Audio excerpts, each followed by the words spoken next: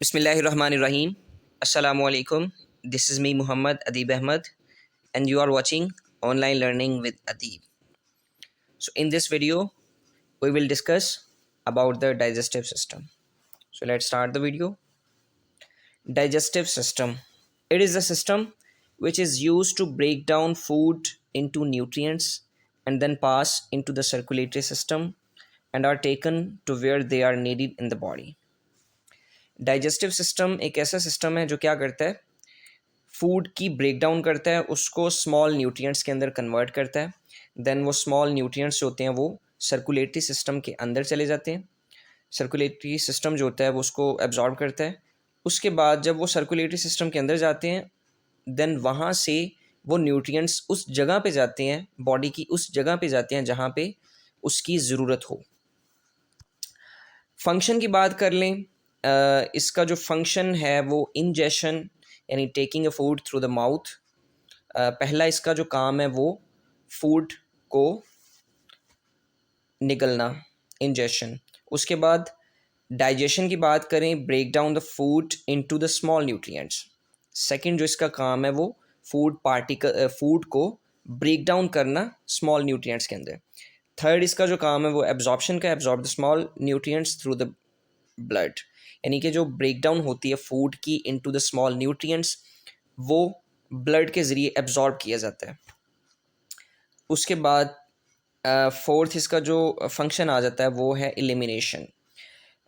Nutrients जिनकी digestion होती है वो एब्जॉर्ब हो जाते हैं ब्लड के अंदर, बाकी जो रिमेनिंग वेस्ट प्रोडक्ट होता है वो रिमूव किया जाता है फ्रॉम द बॉडी।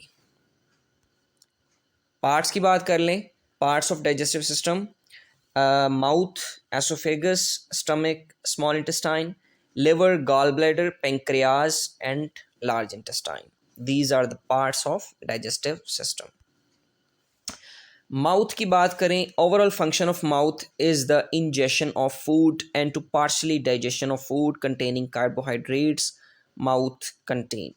अच्छा, जो mouth है वो उसका काम है ingestion, ठीक है।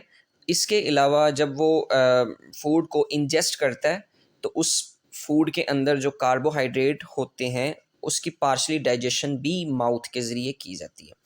तो mouth contain teeth, tongue and saliva.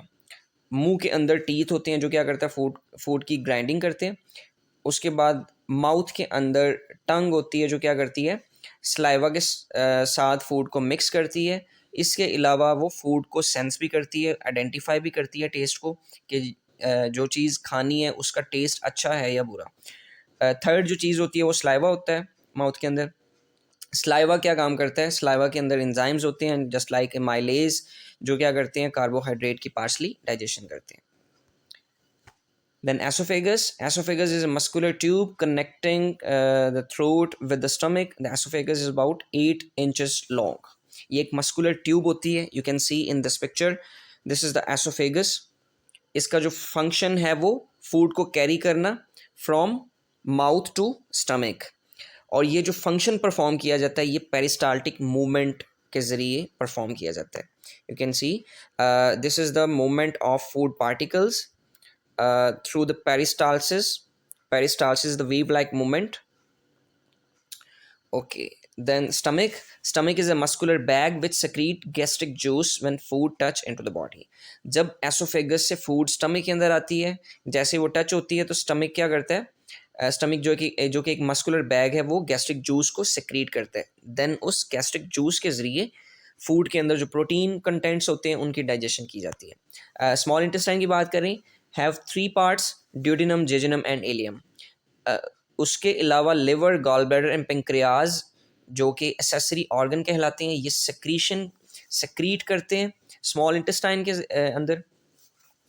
Then ये जो सेक्रीशन होती है ये पीएच को मेंटेन करने के लिए होती है, उसके अलावा डाइजेशन में हेल्प करती है। इसका जो ओवरऑल फंक्शन की बात कर लें, स्मॉल इंटेस्टाइन क्या काम करती है, इसका जो ओवरऑल फंक्शन है वो digestion of food, specially lipid की डाइजेशन, और जो रिमेनिंग कार्बोहाइड्रेट रह जाती है, कुछ कार्बोहाइड्रेट माउथ के अंदर डाइजेस्ट हो जाती है, बाकी जो रहती है वो स्मॉल इंटेस्टाइन में स्मॉल इंटेस्टाइन में उसकी डाइजेशन कंप्लीट होती है।